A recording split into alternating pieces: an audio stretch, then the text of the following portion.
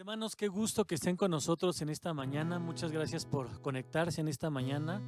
Le doy gracias a Dios por sus vidas. Y bueno, es un día especial porque este día vamos a tener nuestra Santa Cena. Espero que todos estemos preparados para este acto solemne. Y bueno, me gustaría leer con ustedes lo que dice Segunda de Crónicas 7:14. Dice: si se humillaren mi pueblo, sobre el cual mi nombre es invocado, y oraren y buscaren mi rostro y se convirtieren en sus malos caminos, entonces yo oiré desde los cielos y perdonaré sus pecados y sanaré su tierra. Dice la palabra de Dios que Él va a estar con nosotros, que Él va a sanar nuestras vidas, que Él va a sanar todo lo que pase en nuestros corazones. Y así dice esta alabanza: somos tu pueblo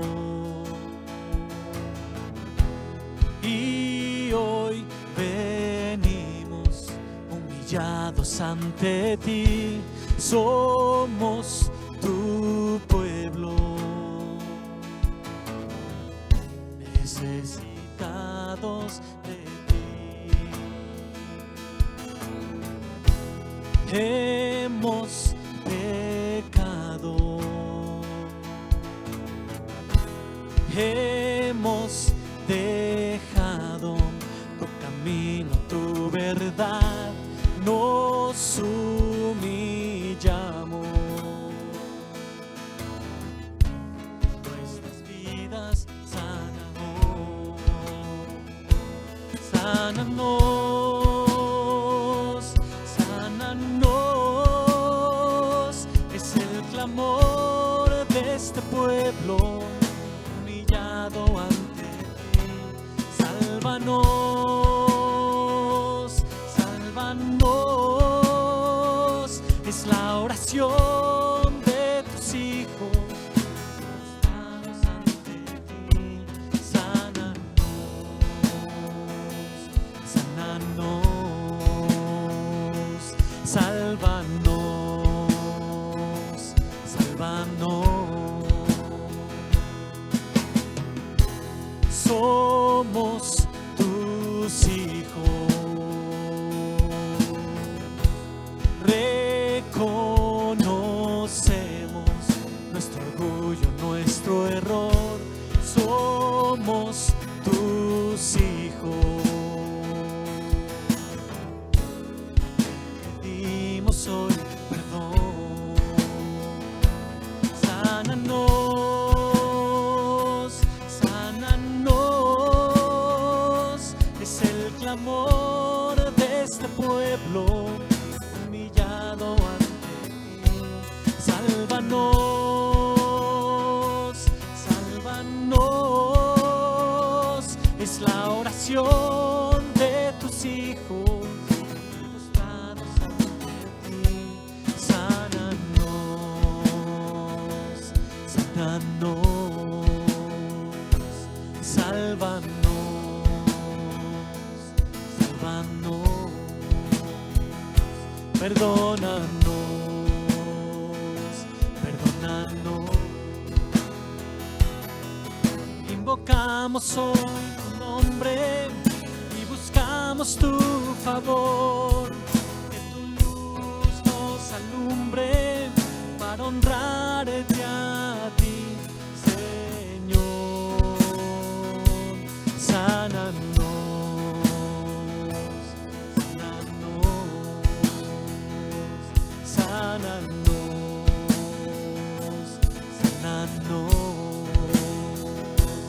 sánanos, sánanos, sánanos. Es el clamor de este pueblo humillado ante ti. Sálvanos, sálvanos. Es la oración de tus hijos postrados ante ti. Sánanos, sánanos, sánanos, sánanos. Perdónanos, perdónanos.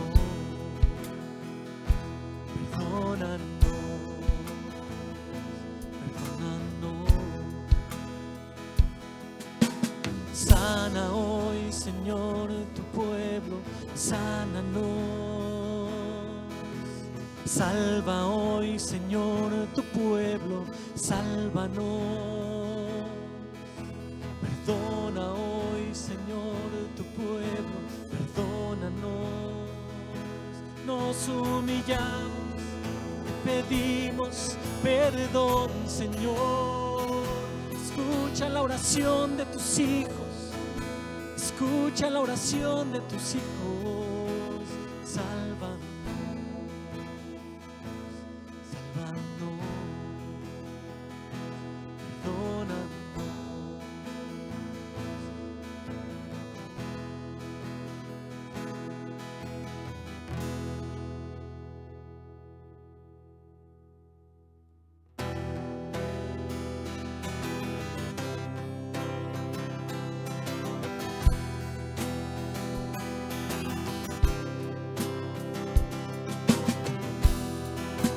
Todo lo creaste,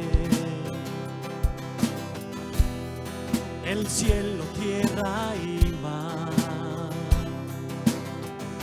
Los cielos son tu tabernáculo. Gloria al Dios altísimo, Dios de gloria, poder y majestad. Eres santo, santo, el universo declara tu poder. Eres santo, santo, Dios de la creación, Dios de la creación. Cuando amanezco, yo celebraré tu luz. Si tropiezo en tinieblas, volveré a ver tu cruz.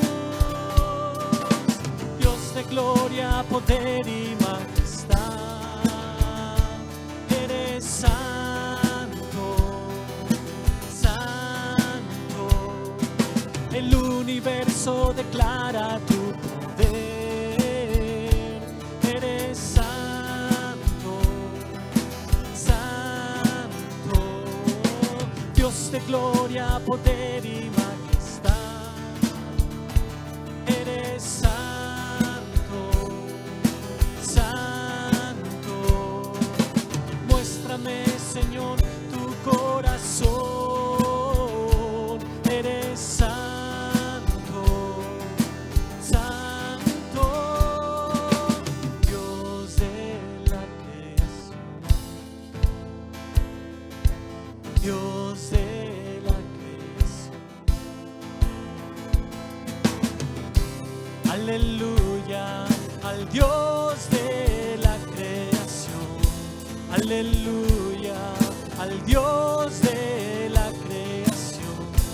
Aleluya al Dios de la creación.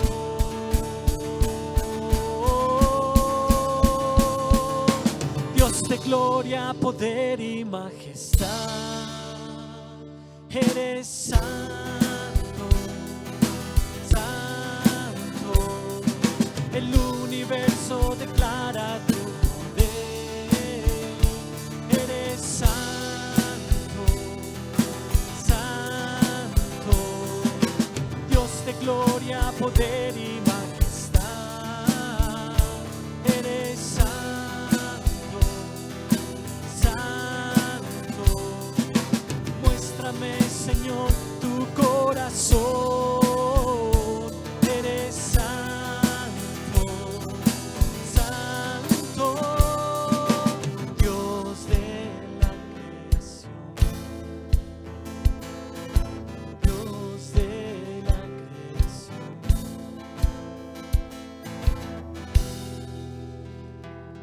Así es, mis amados hermanos, gracias a Dios por estas alabanzas. Y ahora, bueno, pues vamos a pasar a nuestro evento de esta mañana, que es la Santa Cena.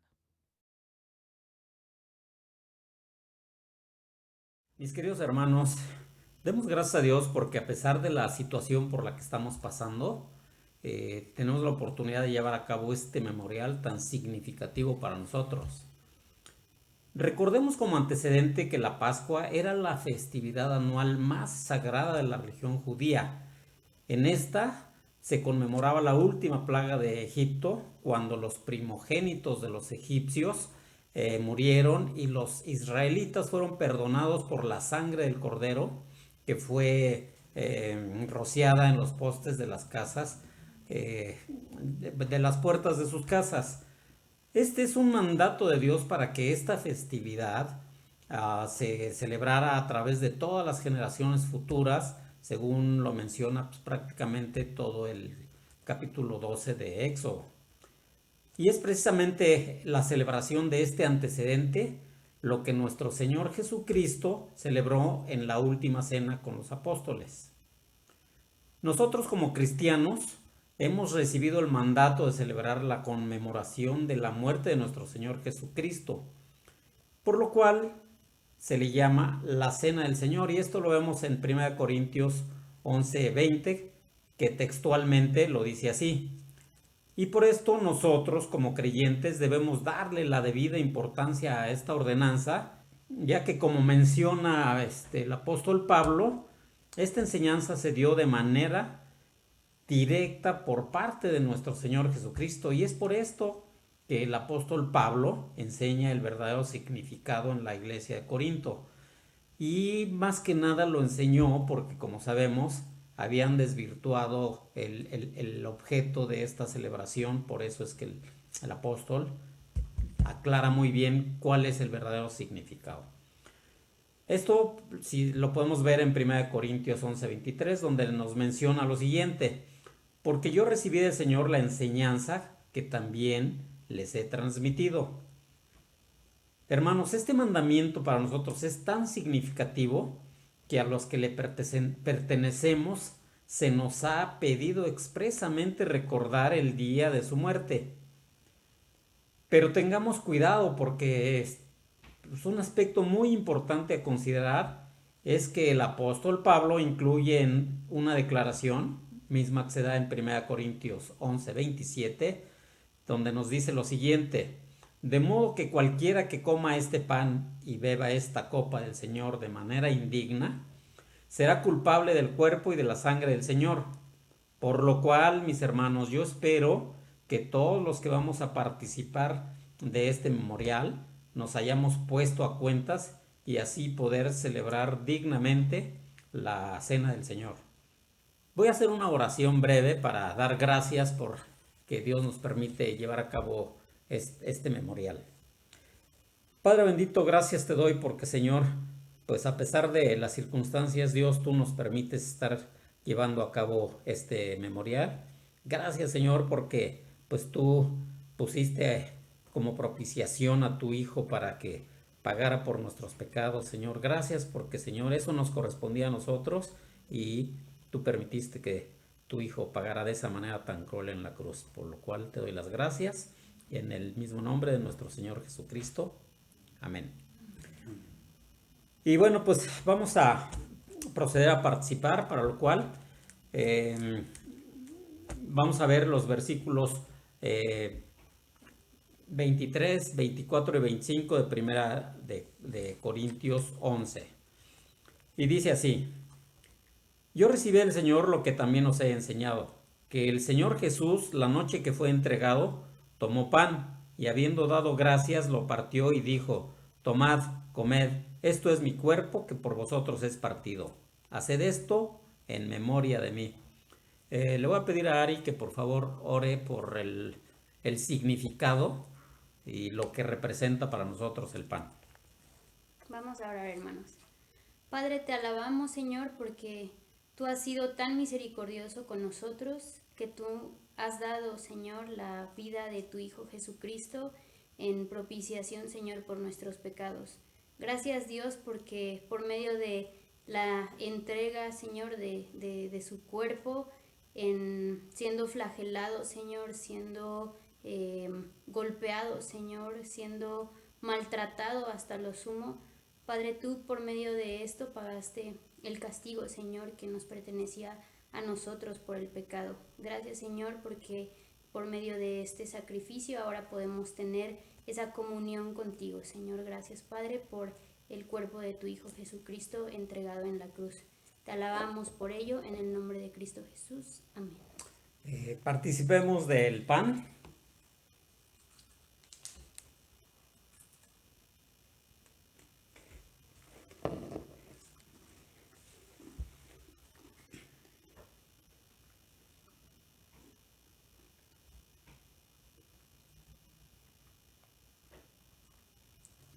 El versículo 25 nos dice: Asimismo tomó también la copa, después de haber cenado, diciendo: Esta copa es el nuevo pacto en mi sangre. Haced esto todas las veces que la bebáis en memoria de mí. Le voy a pedir a nuestro pastor Obed si puede orar por lo que representa esta copa. Amado Dios, te damos gracias porque nos diste a tu Hijo. Y es en Él, Señor, en su sangre tan pura, tan perfecta, que nosotros somos lavados de nuestra culpa y de nuestros pecados. Ahora estamos en una perfecta relación contigo porque creemos, Señor, que la sangre de Cristo nos limpia de todo pecado, nos limpia de toda maldad. Te damos gracias porque ese sacrificio es acepto delante de ti, es perfecto. Ya no hay más necesidad de otro sacrificio, solamente lo que hizo Cristo por nosotros. Y te alabamos y te damos muchas gracias por Cristo Jesús. Amén. Participemos del vino.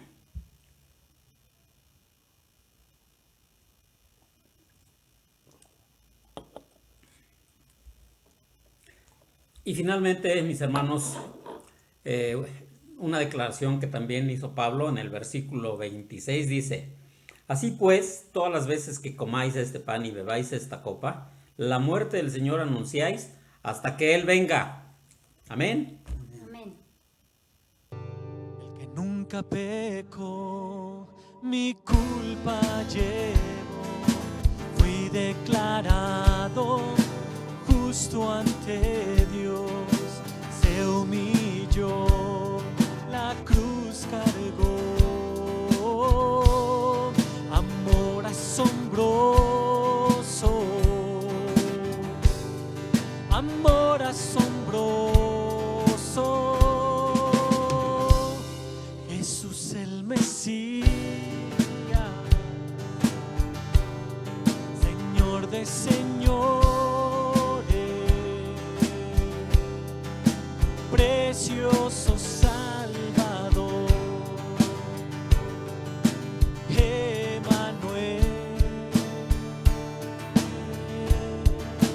fue el rescate por los pecadores,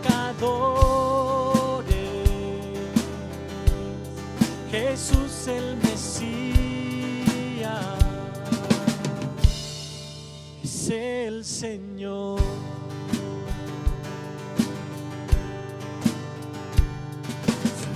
Pues el pan partido en amor, su sangre es la copa que derramó. La tierra tembló, el velo se rasgó.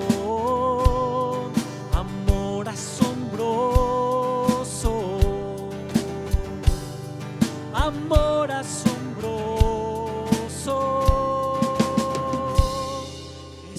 el Mesías, Señor de señores, precioso Salvador, Emmanuel, fue el rescate por los pecados, Jesús el Mesías es el Señor. Mi esperanza está en ti.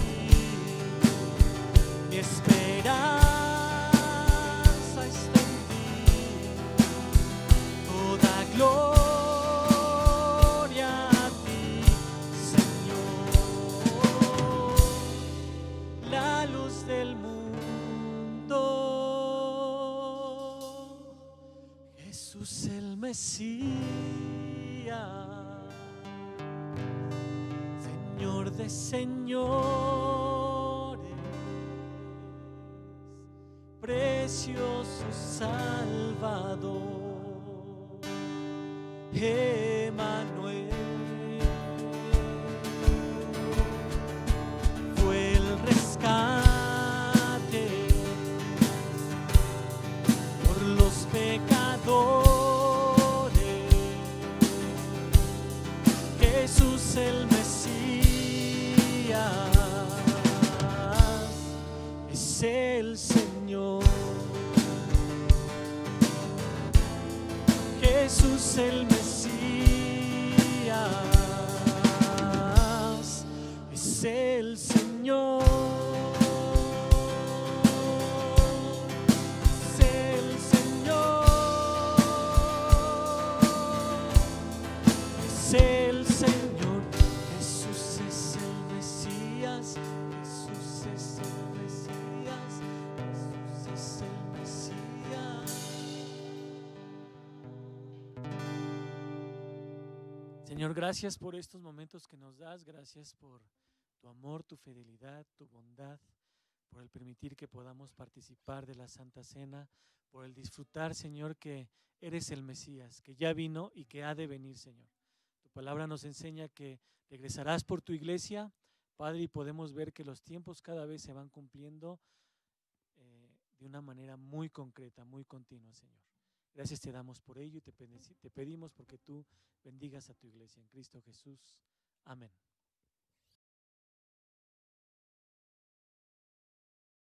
Mis hermanos, qué gozo es reunirnos en esta mañana para adorar al Señor, pero también para conmemorar el sacrificio de Cristo en la cruz por nosotros.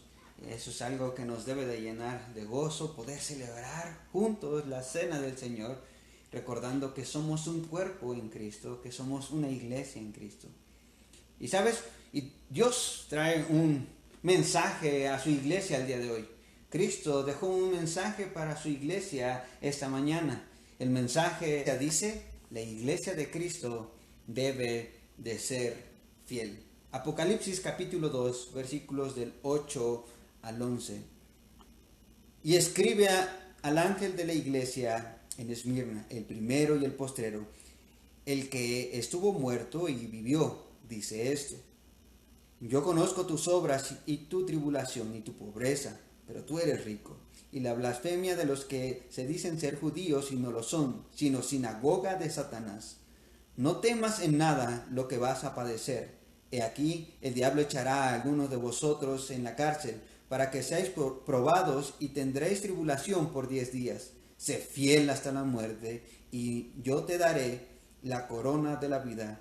El que tiene oído, oiga lo que el Espíritu dice a las iglesias. El que venciere no sufrirá daño de la segunda muerte. Vamos a orar. Gracias, Dios, por esta mañana. Gracias, Dios, por tu palabra. Gracias, Dios, por tu mensaje.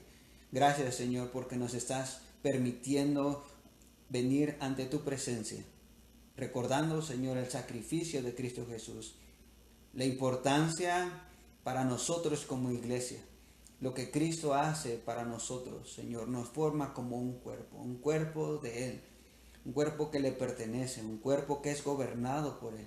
Señor, en este tiempo queremos buscar tu ayuda y tu dirección para que esta palabra que tú nos das hoy se cumpla en nuestras vidas, sacie nuestros corazones y también nos revele tu bendición. Te lo ruego y te lo suplico en el nombre de Jesucristo. Amén. Es interesante, hay un hombre que se llama Ireneo y él dice que de joven conoció a Policarpo y que Policarpo fue consagrado por Juan, el autor de este libro de Apocalipsis, como obispo, anciano o pastor de la iglesia de Esmirna, esta iglesia que se menciona en este pasaje. Y él fue un mártir y dice su historia que cuando Policarpo era obispo de esta iglesia, fue llevado ante el tribunal y el procónsul le preguntó: ¿tú eres Policarpo? Y él contestó, sí. Luego empezó el procónsul, el juez, a exhortarlo diciendo, ten piedad de tu avanzada edad. Jura por la fortuna de César, arrepiéntete y di, quítense los ateos, refiriéndose a los cristianos. El procónsul quería que Policarpo dejara de ser el pastor, un fiel servidor del Señor. Dejara a Cristo y dejara a los cristianos. Pero Policarpo miraba solemnemente a la multitud y señalando con la mano, alzó los ojos hacia el cielo y dijo, quítense estos ateos, refiriéndose a las personas que estaban a su alrededor. Por lo tanto, el procónsul lo trató de persuadir diciendo, jura y te soltaré, renuncia a Cristo. El venerable cristiano respondió, 86 años le he servido y nunca me ha hecho cosa perjudicial. ¿Cómo puedo blasfemar a mi rey, quien me ha salvado? Tengo fieras y te expondré a ellas si no te arrepientes, dijo el procónsul. Traedlas, dijo el mártir. Suavizaré tu espíritu con fuego, dijo el romano. ¿Me amenazáis? Respondió Policarpo. ¿Con el fuego que quema solo por un momento?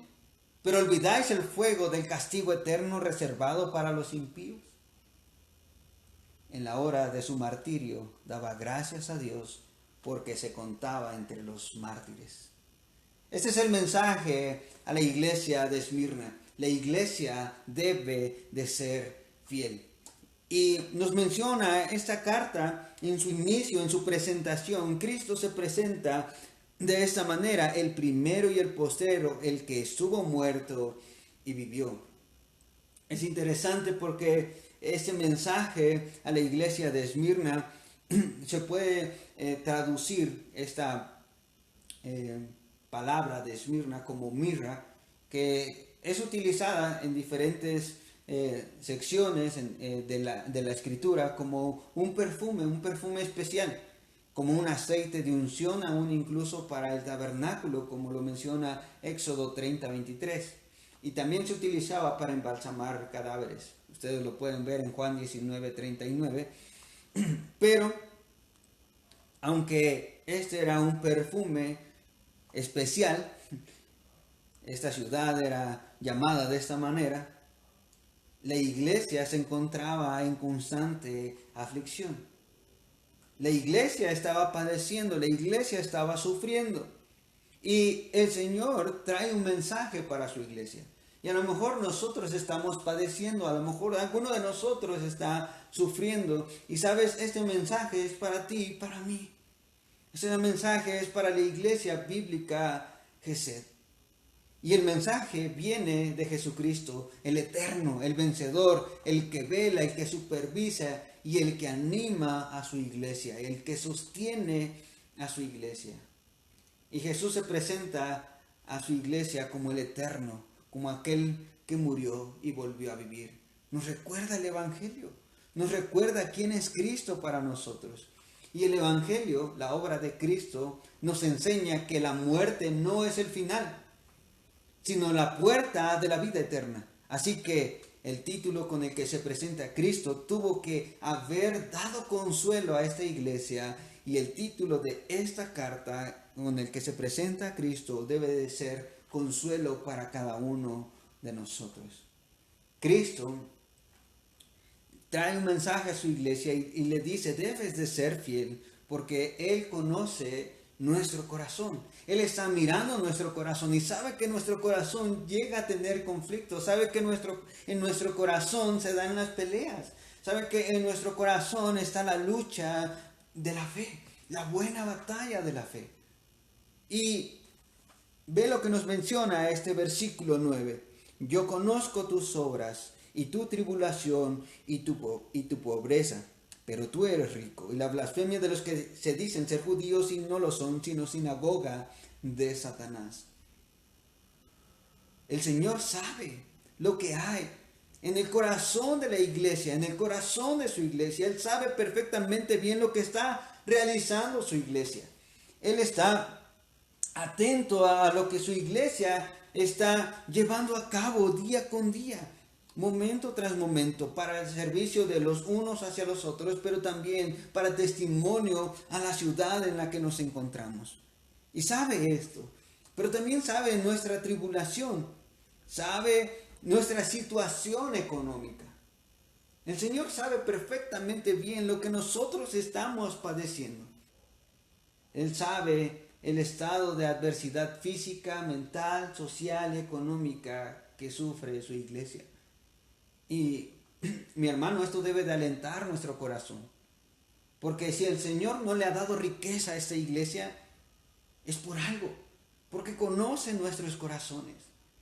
Él sabe por qué no nos ha dado como iglesia más dinero para poder construir o para tener muchas cosas que tal vez anhelamos.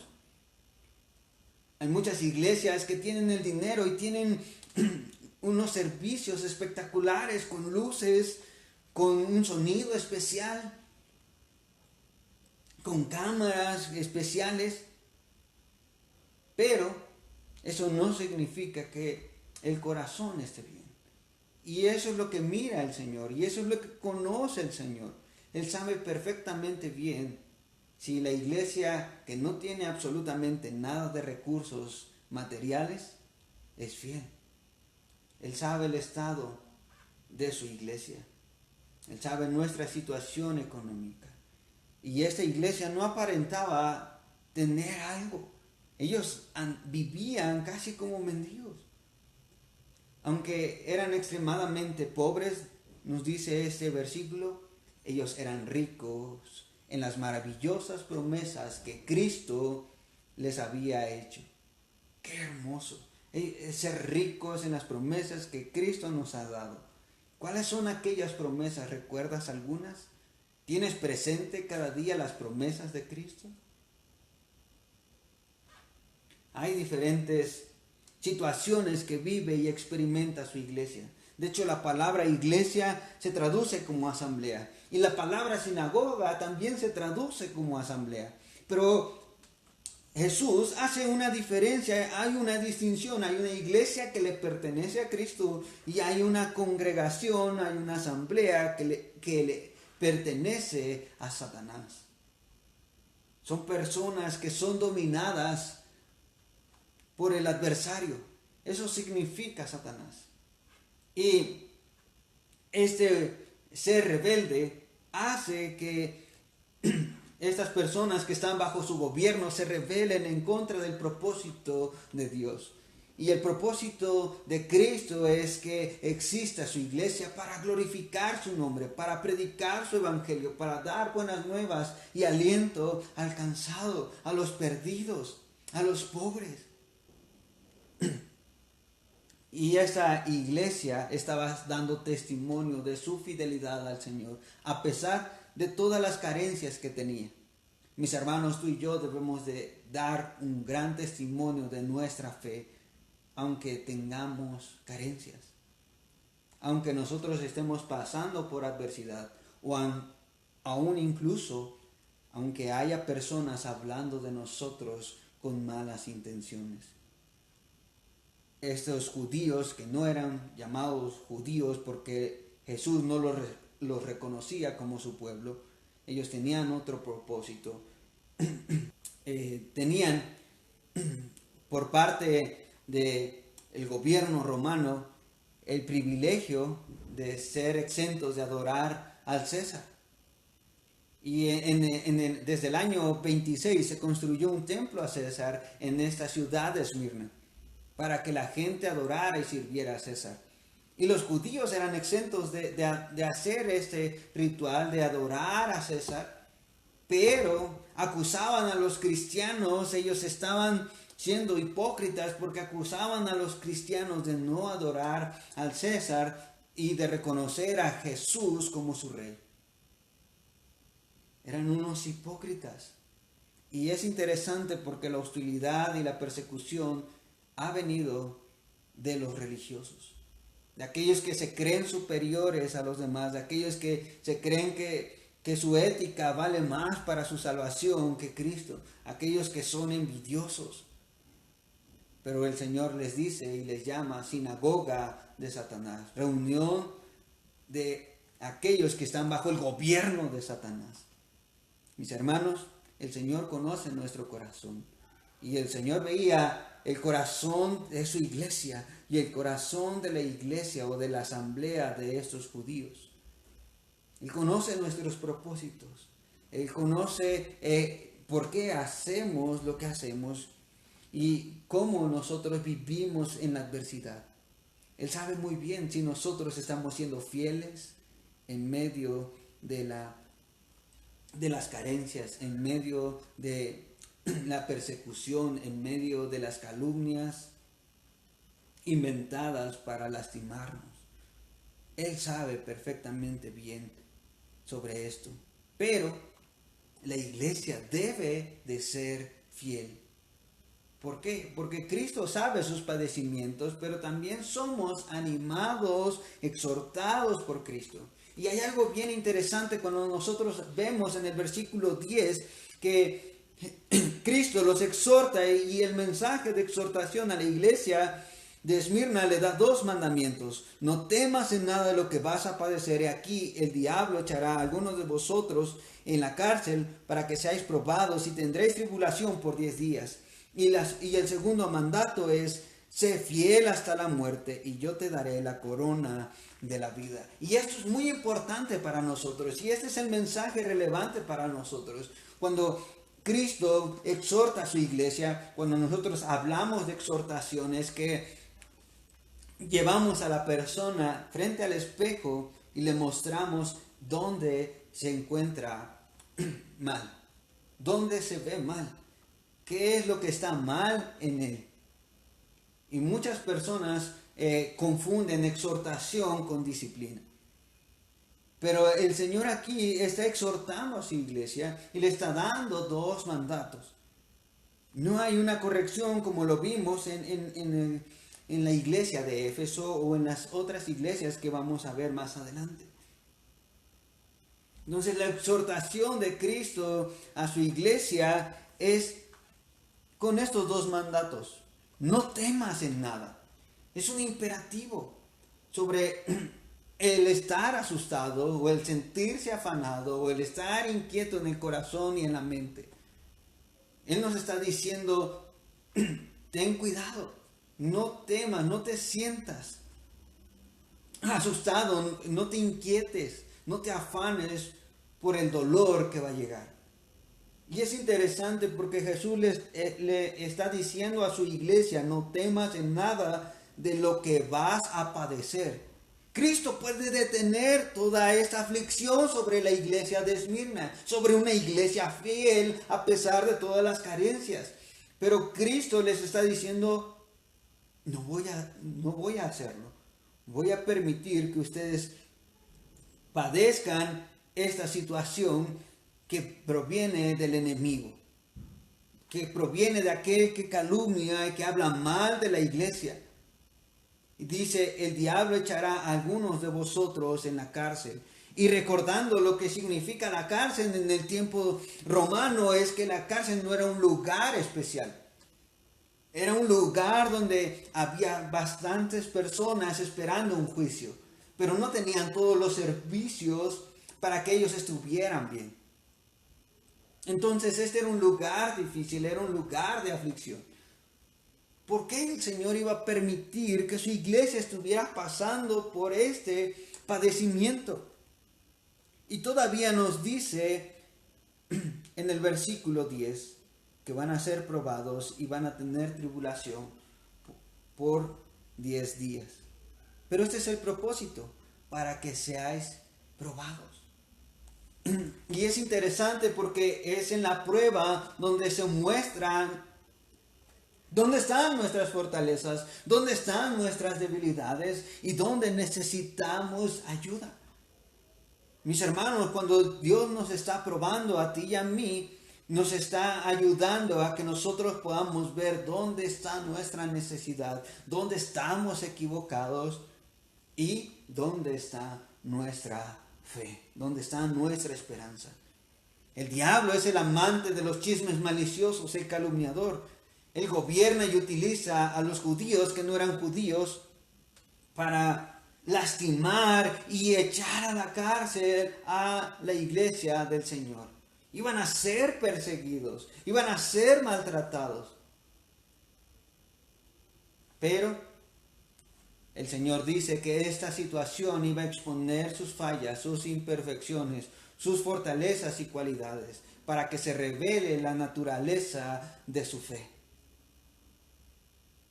Mis hermanos, tú y yo tenemos que ser fieles. Y Cristo les dice que van a tener tribulación por 10 días. Y algunos han tratado de especular a qué se refiere estos 10 días, si tiene algún significado especial por nombrar el número 10, si tiene algo que ver, pero no hay nada claro. Probablemente se refiera a 10 días literales o a 10 momentos que va a experimentar la iglesia persecución, no lo sabemos, o de 10 diferentes maneras de persecución o de hostilidad para con la iglesia, no lo sabemos. Pero lo que sí nos dice es que van a tener tribulación, van a tener aflicción durante 10 días. Y esto me recuerda a Daniel y a sus amigos que también fueron probados por 10 días. Y dice Daniel capítulo 1, versículo 12, que estos jóvenes llegaron y le dijeron que tenían que comer, tenían que prepararse, porque ellos iban a servir al nuevo rey que los había conquistado. Y Daniel les dice: te ruego que hagas la prueba con tus siervos por 10 días y nos den solamente legumbres a comer y agua a beber. Eso es la petición de Daniel para lo que venía. Ellos no querían contaminarse de los sacrificios ni de las cosas que se consumía en el reino de ese Nabucodonosor. Y consintió pues este hombre con ellos eso y los probó durante 10 días. Ellos fueron sometidos a prueba durante 10 días. Y esto es interesante porque no fue una prueba de comida, sino fue una prueba de fe. Mis hermanos, la prueba que nosotros vamos a padecer o que estamos padeciendo en este momento es una prueba de nuestra fe.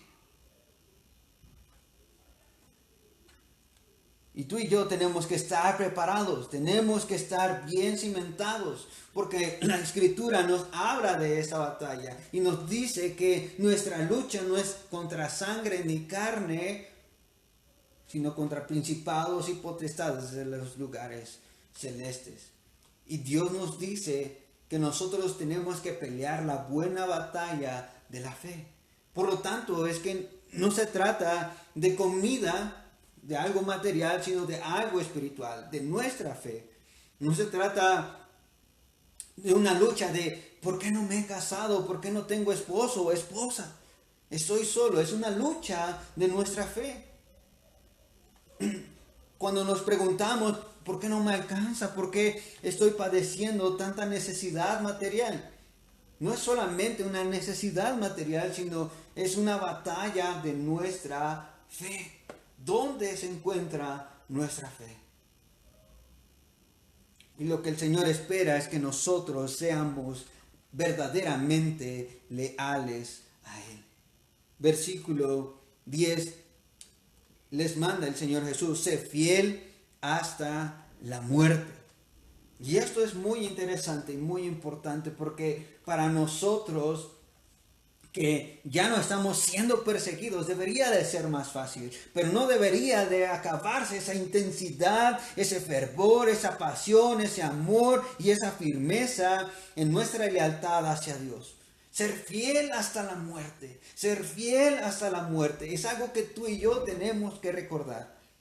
Y Jesús está animando a su iglesia, está retando a su iglesia y les está diciendo, sean fieles hasta la muerte. Como en el matrimonio. Tú y yo no estamos buscando ser leales o tener un compromiso de meses o de algunos años, sino ser leales a esa persona amada hasta la muerte.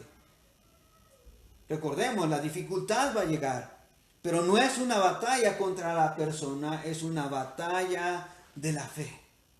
Es una batalla de la fe. Y lo interesante es que tú y yo en este tiempo, en nuestras aflicciones, en nuestra dificultad, en medio de esta situación de pandemia, tú y yo tenemos que ser fieles.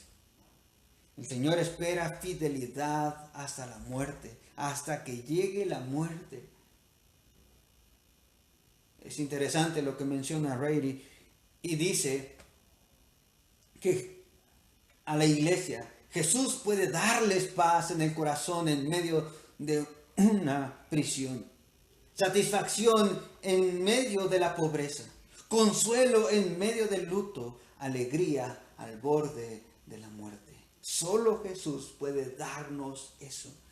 Y Jesús se presenta ante su iglesia como aquel que venció la muerte, aquel que es eterno y que ahora comparte su eternidad con nosotros. Cristo llevó una corona de vergüenza y de dolor para que nosotros tengamos en nuestra aflicción y vergüenza una corona de vida.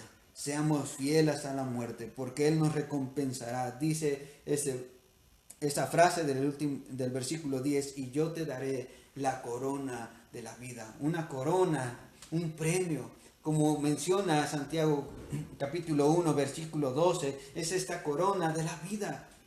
Pero dice que es la recompensa de las personas que son fieles, que creen y lo hacen por amor.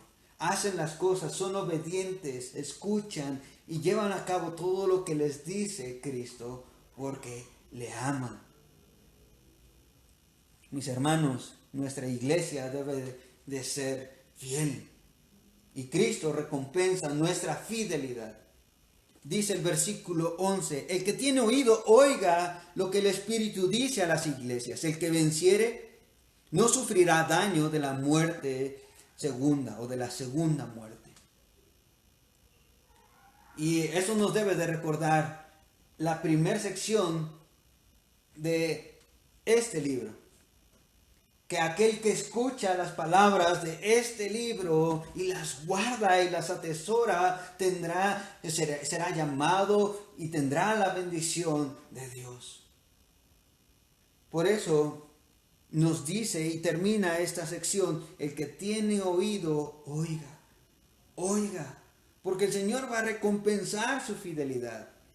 El mensaje del Espíritu para nosotros es: tenemos que vencer para no sufrir el daño. Esa es la recompensa. No sufriremos el daño de la segunda muerte.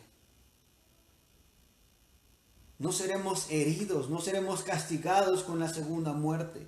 Si tienes abierta tu Biblia, puedes ir a Apocalipsis capítulo 20, versículo 14, que dice: y la muerte y el Hades fueron lanzados al lago de fuego. Esta es la muerte segunda, el sufrimiento eterno, el infierno. Nosotros que creemos en Cristo, que confiamos en Cristo, que perseveramos en fe, que somos leales al Señor hasta la muerte, no sufriremos el infierno.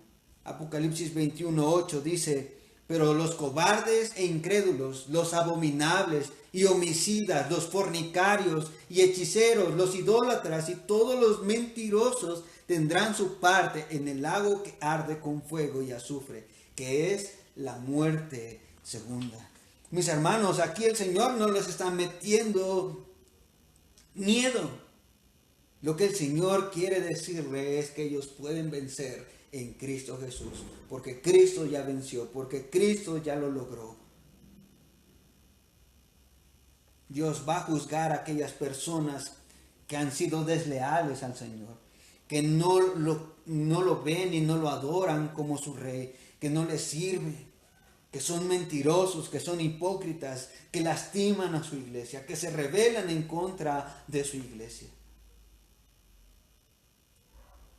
Es lo que les espera. El infierno es lo que les espera a esas personas. Pero ve lo que nos menciona este pasaje en el versículo 8, que Cristo dice de sí mismo, el que estuvo muerto y vivió. Y este versículo 11 nos dice que nosotros también tendremos vida eterna. El final aquí en esta tierra no es lo último para nosotros, es el principio. Lo que nosotros estamos padeciendo no es lo que tiene reservado el Señor para nosotros en la eternidad. Pero aquel que no ha creído, aquel que no ha confiado en Cristo Jesús como su Salvador, le espera un fin de tormento, un fin de aflicción, un fin de sufrimiento y daño permanente. Por eso, mis hermanos y aquellos que nos escuchan, el Evangelio nos enseña que Él ya venció la muerte y en Él podemos vencer. El Evangelio nos dice que Cristo requiere que confiemos en Él con todas nuestras fuerzas, pero no en nuestras fuerzas. El Evangelio nos dice que la lealtad a Dios es sostenida por el don de la fe que hallamos en Cristo Jesús. Y la fe en el Evangelio me dará la recompensa de la vida eterna y la protección del sufrimiento y el daño de la muerte segunda. Cristo nos dice, y como su iglesia, seamos fieles hasta la muerte. Y debería de algún modo ser más fácil para nosotros. Pero tú y yo necesitamos el mismo coraje y el mismo fervor, el mismo amor por Cristo que tuvieron estos mártires. Los mandatos del Señor para su iglesia no cambian, aunque las situaciones estén cambiando. Aunque no estemos en las mismas circunstancias que estuvo la iglesia de Esmirna, tú y yo necesitamos reconocer y recordar los mandatos del Señor. No temas en nada. Sé fiel hasta la muerte.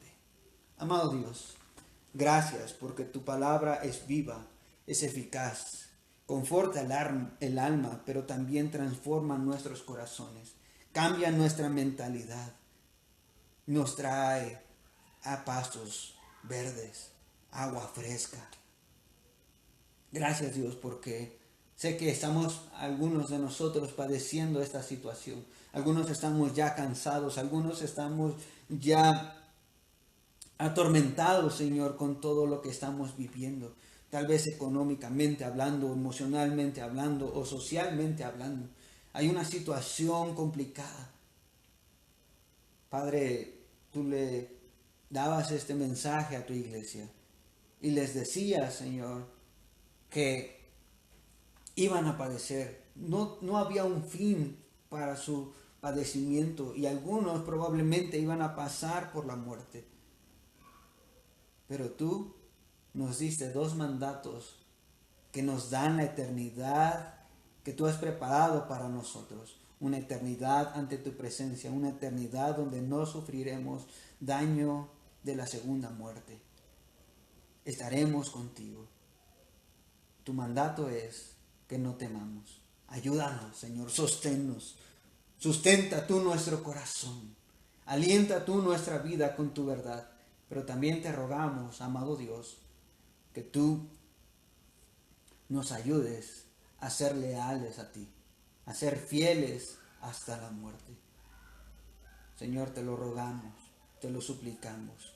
Guíanos, Señor, en medio de nuestras carencias, en medio de nuestras aflicciones. Sé tú nuestro sostén, porque tú has vencido y es en ti que nosotros somos más que vencedores. Te alabamos por Cristo Jesús, el Salvador.